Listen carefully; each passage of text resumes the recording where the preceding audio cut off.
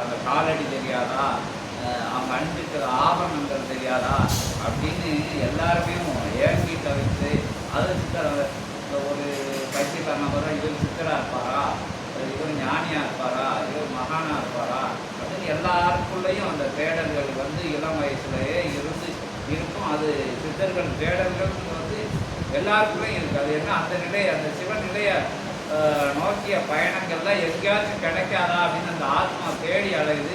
பிச்சைக்காரங்கிட்டையெல்லாம் போய் ஆசீர்வாதம் வாங்கினவங்களாம் இருக்காங்க, நான் உட்பட. எல்லாருமே இவர் இருப்பாரா, சித்தராக இருப்பாரா, மகானாக இருப்பாரா, அப்புறம் பைத்தியக்காரங்களே போய் நின்று வணங்கி நின்று இருக்கிற ஆட்கள்லாம் இருக்காங்க. இப்படி உலகத்தில் இருக்கிற பட்சத்தில் சித்தர்கள் கண்ணுக்கு தெரிய மாட்டாங்களா, கருணை கிடைக்காதா, அவங்கள அருள்மொழி கேட்காதா அப்படின்னு. அருள்மொழி கேட்காதான்னு கூட யாரும் கற்பனை கூட பண்ணி பார்த்துக்க மாட்டாங்க. சித்தர்களோட பேச முடியும் அப்படிங்கிறதுலாம் ஒரு பெரிய பெரிய விஷயம். இப்படி விஷயமா அவ்வளோ பெரிய விஷயங்கள், அவ்வளோ அற்புதமான விஷயங்கள். அது இந்த திருச்சபையில் எளிமையாக இனிமையாக இன்பத்தோட அது எத்தனையோ ஜென்ம புண்ணியம்னு சொல்லுதாங்க, 11,000 ஜென்மத்தோட தொடர்புன்னு சொல்லுதாங்க. ஆனால் இந்த சபையில் சிவபெருமான் உட்கார்ந்து பேசுறது, முருகப்பெருமான் உட்கார்ந்து பேசுறது, அகத்திய பெருமான் இப்படி உட்கார்ந்து அலாவுலாது 33 கோடி தேவர்களையும் நினைச்ச நேரத்தில் நினைச்ச தெய்வங்களை கூப்பிட்டு பேசுறது. இது நமக்கு வேணா ஒரு சின்ன விஷயங்களா இங்கே தெரிஞ்சுக்கணும். இது இவமரியாத பெரிய பெரிய மாதவன் செஞ்சால் கூட இது கிடைக்காது அப்படிங்கிற நிலை. இதை பற்றி அகத்திய பெருமானோட வாக்கு, திருவாக்கு, பெருவாக்கு எல்லாரும் சேர்ந்து அந்த நிலையை எல்லாருக்கும் புரியணும், அந்த பதிவு போய் சேரணும் எல்லாருக்குமே. அதுக்காண்டி அகத்திய பெருமான்கிட்ட நாங்கள் உணர்ந்தோம். இன்னும் நீங்கள் சொன்னால் கூட கொஞ்சம் உணர்வாங்க எல்லாரும் அப்படிங்கிறதுக்காண்டி பேராற்றல் மிக்க பெருமொழியின் திருவடி மீண்டு திருத்தால் மீண்டு அகத்தியத்தை கண்டால் ஜெகத்தியத்தை ஆழ்வார் என்கின்ற அற்புதமான அத்தகைய அருள் வாக்கினை இச்சபையிலே அகத்திய பெருமானின் திருவடியிலே சமர்ப்பணம் செய்து அகத்தியருக்கு பெரிய யுகந்தோறும் வந்துகிட்டு இருக்கிற முனிவர் அப்படின்னு சொல்றாங்க. அகத்தியருக்கு மிஞ்சின ஆற்றல் இல்லைன்னு சொல்றாங்க. 7 கடல் உண்டவர்னு சொல்றாங்க, 7 உலகம் ஆழ்பவர்னு சொல்றாங்க, ராமபரமான பிராணுக்கு உதவி பண்ணவர்னு சொல்றாங்க. எல்லாரும் தேவர்கள் சித்தர்கள்லாம் கஷ்டப்படையில அந்த அசுரர்கள் அந்த கடலுக்குள்ளவை ஒழிஞ்சுக்கிட்ட கூட அப்போ கூட அகத்தியர் அடையாளம் அந்த கடலை பிடிச்சி அவங்க அடையாளப்படுத்தினான்னு சொன்னாங்க. இப்படி அகத்தியரோட ஆற்றல் அளப்பரிய ஆற்றல், யுகக்கான ஆற்றல்னு சொல்லி கேள்விப்பட்டிருக்கோம், சரி வழியா படித்து கேள்விப்பட்டிருக்கோம். இப்போ உணர்ந்தோம், அது வேற விஷயம். ஆனால் எல்லாருக்கும் அந்த அற்புதம் இப்போ அகத்தியர், சிவபெருமானு, முருகப்பெருமானு எல்லா ஆற்றல்களும் அன்னையர்களை யார வேணாலும் கொடுக்கலாம். அது எல்லா மகான்களையும் யுகத்திய மனுஷர்களெல்லாம் கொண்டு பேசக்கூடிய ஒரு வல்லமையை சபைக்கு கொடுத்துருக்காங்க. அதை பற்றி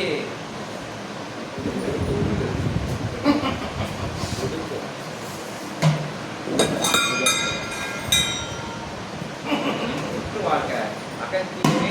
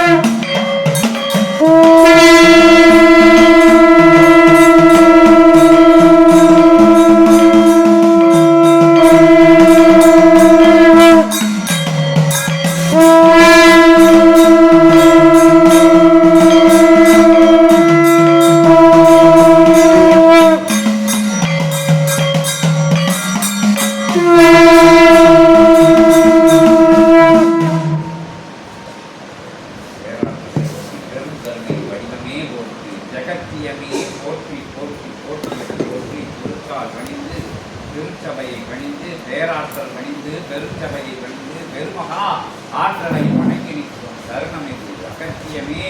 வாழ்த்தே வாழ்த்துக்கு வாழ்த்து கூறுகின்ற அற்புதமான நல் தருணம் நடைபெற்ற இவ்வேளை சித்தனே, இவ்வேளை அகத்தியத்தை அமர வைத்து அகத்தியத்தின் உச்சபட்ச ஆற்றலை வரவழைத்து யுகம் காணா அகத்திய ஆற்றல் தன்னை வரவழைத்து ஆட்கொள்ள செய்த அற்புதமான சிவமகா வாழை சித்தனுடைய நிலையெழுந்து நடனமாடிய சிவ கோலந்தனை கண்ட சித்தனும் சீடர்களுக்கும் அகத்தியன் யாம் நல் ஆசிகளை வழங்கி நல் ஆசிகள் பெருமளவு வழங்கி வருகின்ற அற்புதமான நல் நறுமணங்கள் கமலும் இத்தகைய திருச்செந்திரகமதிலே ஆற்றலோடு அமர்ந்திருந்து சச்சங்க பெருவிழாவில் கொடுக்கின்ற வினாவினை தொடர்ச்சியாக கொடுக்க அகத்தியன் நல் அனுமதி கொடுத்து அமர்ந்திருக்கின்றது.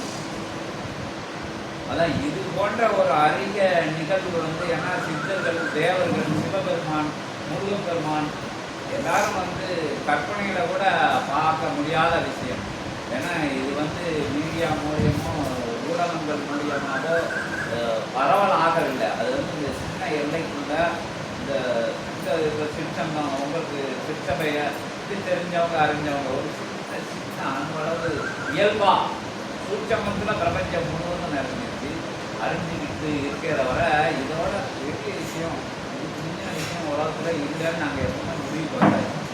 இந்த விஷயத்துக்கு இந்த நிகழ்வுக்கு மேலே ஒரு நிகழ்வு இல்லை, பார்க்கல. அது கடினம் மாறுத விஷயங்கள் கூட கற்பனைகள் இருந்தாலும் கூட இப்படி தேவர்கள் சித்தர்கள் மனுஷங்களோட மாநிலர்களோட பேசுகின்ற விஷயமே கடினம் மாறிடுச்சு அப்படிங்கிறதுக்கு உண்டான ஒரு முன்னோட்டமாக தெரியுது.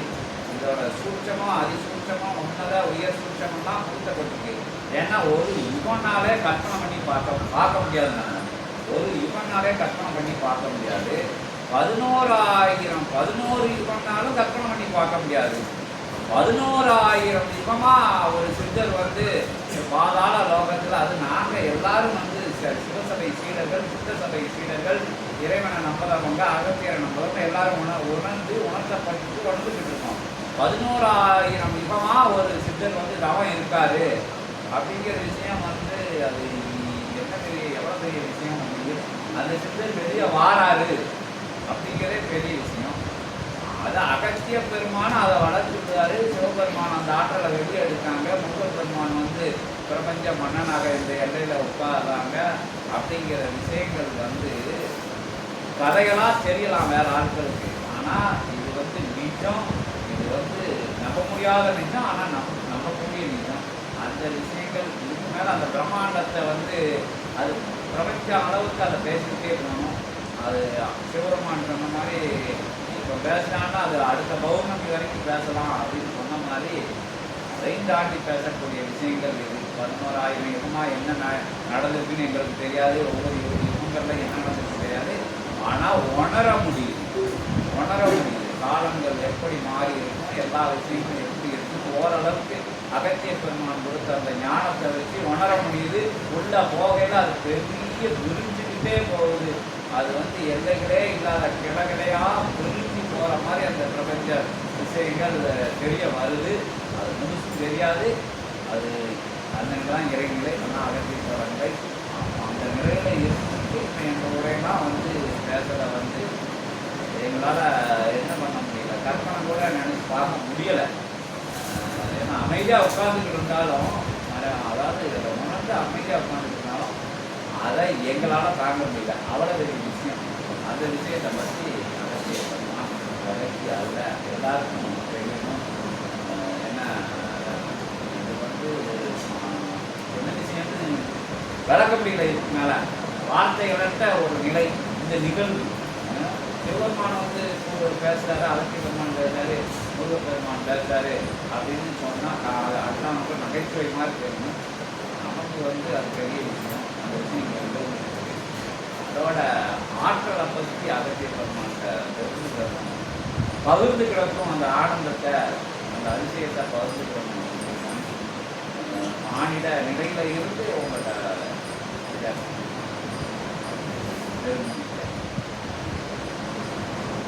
எளிய நிலையாக ஏற்றமிகு வலிய நிலை கொண்ட அற்புத சபை இதுவென்று அறிந்து இச்சபையின் மாண்புதனை, சபையில் இருக்கக்கூடிய ஆற்றல்களை அறிந்து தெரிந்து புரிந்து வந்து அமர்ந்திருக்கின்ற இவர்கள் போன்ற சீடர்களுக்கு இச்சபையினுடைய ஆற்றலும், இச்சபையில் ஆசானாய் அமர்ந்திருக்கும் கலியுகம் காணா சித்தன், யுகம் காணா சித்தன், யுகம் அறியா சித்தன், யுகம் மாற்றத்திற்காக தன்னை மாற்று நிலையில் மேல் எழுப்பி வந்த அற்புதமான சிவமகா வாழை சித்தனுடைய ஆற்றல் என்னவென்றும் அமர்ந்திருக்கும் சீடர்கள் இவர்கள் போல் பிரபஞ்ச மகா சபையில் இருக்கக்கூடிய அத்துணை சீடர்களுக்கும் புரியும். இது பிரபஞ்ச மகா சபையில் இருக்கக்கூடிய சூட்சும புரிதல் நிலை. ஒருவன் ஒரு விஷயத்தை புரிந்து கொள்கிறான் என்றால் அதற்குள் இருக்கக்கூடிய ஆழ் நிலையில் எத்தகைய தன்மை உள்ளது, அது எவ்வடிவம் கொண்டது, அவ்வடிவம் எத்தகைய பரிமாணங்களை கொண்டது என்பதையெல்லாம் அவன் ஆராய்ந்ததற்கு பின்பாகவே அவன் அத்தகைய விஷயத்தை பற்றிய முழுமையான நிலைதனை புரிந்து கொள்கிறான். ஆனால் ஆராய்தல் நிலைகளுக்கெல்லாம் அப்பாற்பட்டு தனக்குள் இருக்கக்கூடிய ஆன்மீக தேடல்களை எல்லாம் ஒட்டுமொத்தமாக தன் சிந்தையில் பதிய வைத்து அமர்ந்த அக்கணமே, இச்சபைதனில் வந்து அமர்ந்த அக்கணமே, சித்தனோடு தொடர்பு கொண்ட அக்கணமே, சித்தனோடு தொடர்பாய் இருக்கக்கூடிய சிவமகா வாழை சித்தனுடைய ஒட்டுமொத்த பேராற்றலை தாங்கி இருக்கக்கூடிய ஆதி கைலாய சிவபெருமானுடைய சூட்சம நூல் முன்பால் ஓர் முறை அமர்ந்த அக்கணமே அவன் இச்சபையினுடைய ஆற்றலை புரிய முடியும், சித்தனுடைய ஆற்றலை தெரிய முடியும், சிவசூட்சம நூலினுடைய அனுக்கிரகத்தை அவன் உணர முடியும் என்பதே இத்தகைய சபையினுடைய அற்புதமான நிலை. ஆற்றல் கொண்ட நிலை என்பது ஊர்ஜிதப்படுத்தப்பட்ட நிலை என்பதை அகத்தியன் யாம் உரைக்கின்றோம். சித்தனே சீடர்களே, யாம் அகத்தியன் கூறுவது ஒட்டுமொத்த சுருக்கமான இத்தகைய நிலைப்பாடாகும் இச்சபை பற்றி. அது உண்மை நிலையா, அது உண்மையற்ற நிலையா? சீடர்களே,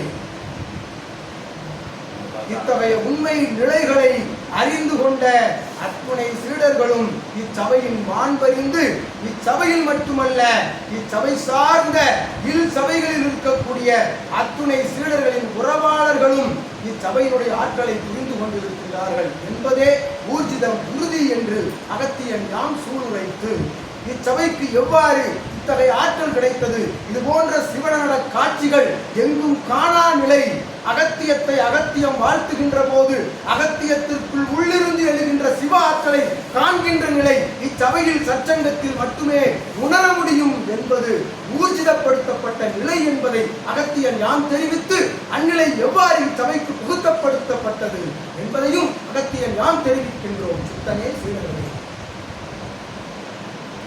தியாக சூழ்நிலை என்பது ஒவ்வொருவருக்கும் ஒவ்வொரு ஆற்றலினை உணர்ந்து கொண்டு ஆற்றலின் பின்பாக செல்வதற்கு ஆசைகள் என்பது அளவிற்கு அதிகமாக இருக்கக்கூடும். ஒரு ஆற்றலை உணர்ந்து கொண்டு அது எவ்வாற்றலாக இருந்த பொழுதும், அது காளி ஆற்றலாக இருந்த பொழுதும், அது அத்துணை மாறுபட்ட வேற்று ஆற்றல்களாக இருந்த பொழுதும், இச்சூழலில் கலியுகத்தில் இருந்து கொண்டிருக்கின்ற தெய்வ ஆற்றல் எவ்வாற்றல்களாக இருந்த பொழுதும் அதன் பின்பாக செல்வதற்கு அளவிற்கு அதிகமாக கொண்டு, ஆனால் அவர் பின்பால் செல்வதற்காக அவன் ஆசை கொண்டு அதனை தொடர முடியாது விலகி இருக்கக்கூடிய நிலைகளும் ஆங்காங்கு நடந்து கொண்டிருக்கின்றன என்பதை அகத்தியன் யாம் உணர்த்துகின்றோம். இது அவரவர்களுக்குள் உள்ளிருக்கக்கூடிய ஆற்றல்கள் பற்றிய நிலைப்பாடுகளுக்கு புரியும். யாம் இவ்வாறு ஆகிவிட வேண்டும், யான் இந்நிலைக்கு சென்று விட வேண்டும், அந்நிலையை எட்டிவிட வேண்டும், அவன் போல் மாறிவிட வேண்டும், இவன் போல் மாறிவிட வேண்டும் என்கின்ற நிலைகளுக்கெல்லாம் ஆசைப்பட்டு ஆசைகளை நிறைவேற்றுதலுக்குரிய தியாக நிலைகளை அவன் பயன்படுத்த இழக்காது அதன் பின்பாக செல்வது, அவ்வாறு மாறுவது என்பது இத்தகைய கலியுகத்தில் நடவாத ஒன்று. கலியுகம் மட்டுமல்ல, எத்தகைய யுகத்திலும் தான் ஒரு சிலவற்றை இழக்காது ஒன்றை பெற முடியாது என்பதே இத்தகைய புவியின் இயற்கையினுடைய விதியாகும், நியதியாகும். சித்தனே சீடர்களே, அதுபோல அற்புதமான இச்சபைக்கு கொடுக்கப்பட்ட ஆற்றல், வலிய வல்லமை கொண்ட அருளாற்றல், தான் மற்றும் ஆற்றலை பெற்றுக்கொள்கின்ற நிலையில் சித்தன் கூறியவாறு பிச்சை பாத்திரம் ஏந்தி இருக்கக்கூடிய அவனிடத்தில் ஆற்றல் இருக்கின்றதா? பைத்தியக்காரன் போல் தெரிகின்ற இவனிடத்தில் ஆற்றல் இருக்கின்றதா? அவன் ருத்ராட்சம் அணிந்து கொண்டிருக்கின்றான், தன் முகம் மட்டும் மறைக்காது சரீரம் முழுவதும் மறைத்துக் கொண்டு ருத்ராட்சம் அணிந்து கொண்டிருக்கின்றான். தான் நினைக்கின்ற செய்திகளை தான் உரைக்கின்ற முன்பாகவே அவன் தெரிவிக்கின்றான் என்று அவர்களோடு இணைந்து அவர்களோடு சரணடைந்து சரணாகதியாக இவனிடம் சிவத்தை கண்டுவிட மாட்டோமா? அவனிடம் அகத்தியத்தை கண்டுவிட மாட்டோமா? இவனிடம் சித்த ஆற்றலை பெற்றுவிட மாட்டோமா என்று அலைந்து திரிந்தோம் என்று சித்தன் உள்ளிட்ட அனைத்து சீடர்களையும் குறித்து சித்தன் கொடுத்த வினா, எவன் ஒருவனிடத்திலும் ஆற்றல் இல்லாவிட்டாலும் அகத்தியன் கூறுவது இது சூட்சமம். எவன் ஒருவனை அவன் ஆற்றல் உள்ளான் என்று நினைந்து அவனோடு செல்கின்ற பொழுது, அவன் பின்னால் அலைந்து திரிகின்ற பொழுது, அவன் நல்லவனாக இல்லாத பொழுதும், அவன் கேடு கட்ட நிலையில் மாற்றான்களுக்கு கேடு செய்து அவன் ஆற்றலின் மூலம் கேடு செய்பவனாக இருந்த பொழுதும், சித்தன் போல் ஆகிய சீடர்கள், சித்தன் உரைத்தவாறு சித்தன் உள்ளிட்ட சீடர்கள் அவன் பின்பாக செல்கின்ற பொழுது அவனிடத்தில் இருக்கின்ற புண்ணிய ஆற்றலை மட்டும் இவனிடத்தில் அபகரித்து கொண்டு வருகின்ற ஆற்றலை இவன் பெற்றிருக்கின்றான், சித்தன் பெற்றிருக்கின்றான், சித்தன் போன்ற சீடர்கள் பெற்றிருக்கின்றார்கள் என்பதே சூட்சமம். ஒருவனை உதாரண நிலைக்கு எமை வைத்துக் கொண்டாலும், யாம் நல்லவனாக இல்லாது கேடு செய்பவனாக இருந்த பொழுதும் என்னை பின்தொடர்கின்ற பொழுது என்னிடம் இருக்கின்ற புண்ணிய ஆற்றல் என்னை அறியாது அவனை சென்று சேர்வது, அது எதற்காக? சரணாகதி, சரண் அடைகின்ற அத்தகைய நிலைக்காக, இவனை வணங்குகின்ற அவன் வணங்குதல் நிலைக்காக, அத்தகைய வணங்குதல் சரணாகதி அடிமணிவு நம்பிக்கை நிலைக்காக இவனிடம் இருக்கின்ற புண்ணியங்கள் அவனிடம் சென்று சேர்கின்றன, சேர்ந்து கொண்டிருக்கின்றன என்பதே உண்மை. சித்தனே இத்தகைய பூவுலகின் அவன் பால் இவன் பின்பாக சென்று இவன் நடைமுறை மாறுபட்டது என்று அவனை வேற்று நிலையிலிருந்து அவனை வேறுபடுத்தி சென்று அவன் அகன்று விடுகின்ற நிலை அவனுடைய நல்வினையாகும். அவன் நல்வினையாகும், இவனோடு தொடர்ச்சி கொள்ளக்கூடாது என்று அவனை இவன் போன்ற மற்ற இடத்தில் சென்று பார்க்கின்ற பொழுதும் அவனை பின்தொடர்கின்ற பொழுதும் அவன் புண்ணியங்களை எல்லாம் ஒன்றாக சேர்த்து, தான் அடைந்த சரணாகதி புண்ணியங்களை எல்லாம் ஒன்றாக சேர்த்து, பூர்வ ஜென்ம புண்ணிய நிலைகளை எல்லாம் ஒன்றாக கணக்கிட்டு, முன்னோர்கள் மூத்தோர்கள் எல்லாம் செய்த புண்ணியங்களை எல்லாம் ஒட்டுமொத்தமாக சேர்க்கின்ற நல் வடிவ கரும நிலைதனை தன் சிந்தையில் கொண்டு அமர்ந்து ஒருவன் தவம் இருக்கின்ற பொழுதே அவனுக்கு இது போன்ற ஆற்றல்கள், வலிமையான ஆற்றல்கள் வந்து அவனை அடைகின்றன என்பதே அகத்தியன் கூறுகின்ற சான்று. அதற்கு இதுவே பிரபஞ்ச மகா சபையிலிருந்து அகத்தியன் கூறுகின்ற நற்சான்றாகும். சிலர் இந்நிலை சூட்சம நிலை. ஒருவன் தன்னை இழக்கின்ற பொழுது தன்னை உணர்ந்து தான் யார், தான் மானிடன், தன்னுடைய நடவடிக்கைகள் நடத்தைகள் எவ்வாறு இருக்க வேண்டும் என்று தன்னை உணர்ந்து கொண்டு மாற்றானை உணர்ந்து அவனை திருத்துவதற்குரிய அத்தனை நிலைகளிலும் இறங்கி மானிடர்கள் எவ்வாறெல்லாம் வாழ வேண்டும் என்கின்ற நல் நிலைதனை சுட்டிக்காட்டி அவனுக்கு கற்பித்துக் கொள்ளப்படுகின்ற அத்தகைய நிலைகளுக்கு இவன் செய்கின்ற பொழுது இவனுக்கு கற்றுக்கொள்கின்ற நிலை என்பது தானாக புகுத்தப்படுகின்றது. ஞானத்தின் மூலமாக, சித்த நிலையின் மூலமாக, சிவநிலையின் மூலமாக இவன் எடுக்கின்ற முயற்சிக்கு பின்னிருந்து அவனுக்கு தெய்வீக ஆற்றல் பின்தொடர்ந்து அவனுடைய சிந்தைக்குள் சென்று நல் வினைகளை புகுத்தி, நல் சிந்தனைகளை, செயல்களை புகுத்தி அவன் எத்தகைய வேதாகம நூல்களையும் புரட்ட தேவையில்லை, இதிகாச புராணங்களை கண்டு ஆராய வேண்டிய அவசியமில்லை. அவனுக்குள் ஞானம் புகுத்தப்படுகின்றது, அவனுக்குள் சித்தம் செலுத்தப்படுகின்றது, அவனுக்குள் சிவம் அமர்ந்து அவனை சிவமாக்கி கொண்டிருக்கின்றார் என்பதே உண்மை. அவ்வாறு சிவமாக்கப்பட்ட சிவமகா வாழை சித்தனுடைய அற்புதமான அத்தகைய ஆற்றலினை சுமந்திருக்கின்ற இத்தகைய பேராற்றல் கொண்ட சித்த நிலை கொண்ட சிவ நிலை கொண்ட ஆன்மீக நிலைகளை தமக்குள் பதிய வைத்திருக்கின்ற அற்புதமான சித்தனுக்கு கொடுக்கப்பட்ட சபையே கலியுக தேவ சித்த சபை என்னும் பிரபஞ்ச மகா இச்சபை என்று அகத்தியர் யாம் சூளுரைத்து இச்சபைக்கு அத்தகைய ஆற்றல் கொடுத்து அச்சபையினை தாங்குகின்ற ஆற்றல் கொடுத்து அத்தகைய தாங்குகின்ற ஆற்றலின் மூலமாக அவன் படுகின்ற அல்லல்கள் இடையூறுகள் ஏச்சுக்கள் பேச்சுக்கள் வசை மொழிகள் அத்துணை தடைகளையும் தாண்டி அவன் பயணிக்கின்ற அற்புதமான ஆற்றலினை அவன் ஆற்றிய தவ புண்ணிய நிலைகள் ஜீவ ஏடுகளின் மூலமாக அவன் கண்ட ஆலய தரிசன நிலைகள் தவ நிலைகளுக்கெல்லாம் ஒட்டுமொத்தமான பேராற்றலாக கொடுக்கப்பட்ட ஆதி கைலாய சிவசூட்சம நூலாகும் இந்நூல் என்று அகத்தியன் யாம் உறுதிப்படுத்துகிறோம். சுத்தனே செய்தது யாம் சிறு நாளிகை பொழுதில் இதற்குரிய சூட்சமத்தை கூறிவிட்டோம். ஆனால் சிவபெருமான் உரைத்தவாறு அண்டமானும் பிரம்மாண்ட நாயகன் உரைத்தவாறு அவன் அடைந்த ஏச்சுக்கள் பேச்சுக்கள் சூழ்ச்சிகள் வசைமொழிகள் இடையூறுகள் என்னவென்பதை ஒவ்வொன்றாக தெரிவிக்க வேண்டுமென்றால் ஒவ்வொன்றாக அவன் அனுபவித்த அத்தகைய நிலைகளை தெரிவிக்க வேண்டுமென்றால் அத்தகைய அனுபவ நிலைகளுக்கு மேலாக அவன் ஆற்றிய தவ புண்ணிய நிலைகளையும் தெரிவிக்க வேண்டுமென்றால் சிவபெருமான் உரைத்தவாறு அடுத்த ஒருமதி நன்னாள் வரை உரைத்துக் கொண்டிருக்கலாம். இச்சிவசபையினுடைய மாண்பினை இச்சித்தனுடைய மாண்பினை என்று அகத்தியன் நாம் சுருக்கமான நாளிகை பொழுதினில் நாம் உரைத்தது சீடர்களுக்கும் சித்தனுக்கும் புரியும், சூட்சமங்கள் புரியும். இது சித்த சூட்சமம், சிவசூட்சமம். அற்புதமான இத்தகைய கலியுகத்தில் பூவுலகில் ஒரு மனிதன் எவ்வாறு நடைபோட வேண்டும், எத்தகைய நடத்தை முறையில் அவன் வாழ வேண்டும், தனக்குரிய நிலை தான் அடைந்த அத்தகைய மாநில நிலைகளை அவன் பயன்படுத்துகின்ற பொழுது முழுமையாக பயன்படுத்துகின்ற பொழுது அவனை முழுமையாக சிவபெருமான் ஆட்கொள்கின்றார். அவனை சிவபெருமான் எடுத்து தன் மடியில் அமர வைத்து அற்புதமான அவர் ஆற்றலை புகுத்துகின்றார். அவ்வாறு புகுத்தப்படுத்தப்பட்ட ஆற்றலே சபையில் அமர்ந்திருக்கின்றது.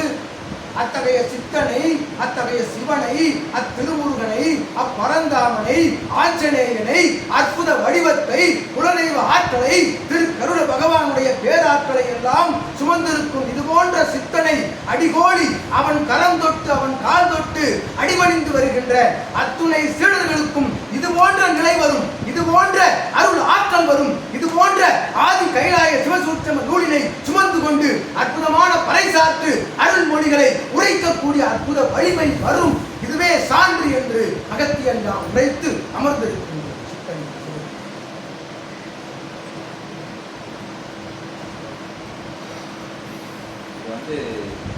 அகத்திய பெருமான் வந்து அடிகளுக்கு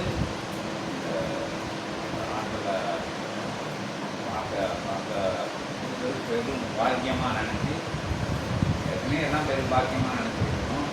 இந்த நடனம் வந்து நான் தூரமான வாழைச்சிருக்கிறதுனால யார் அண்ணாது அப்படின்னு நினைச்சிட்டு அகத்திய பெருமான ஆதி காலத்தில் இருந்து பேசுனால அந்த அகத்திய பெருமானோட முழு ஆற்றலையும் வார்த்தையை அகத்தியமே சுகமாக ஜோதிக்கக்கூடிய தருணம் இது.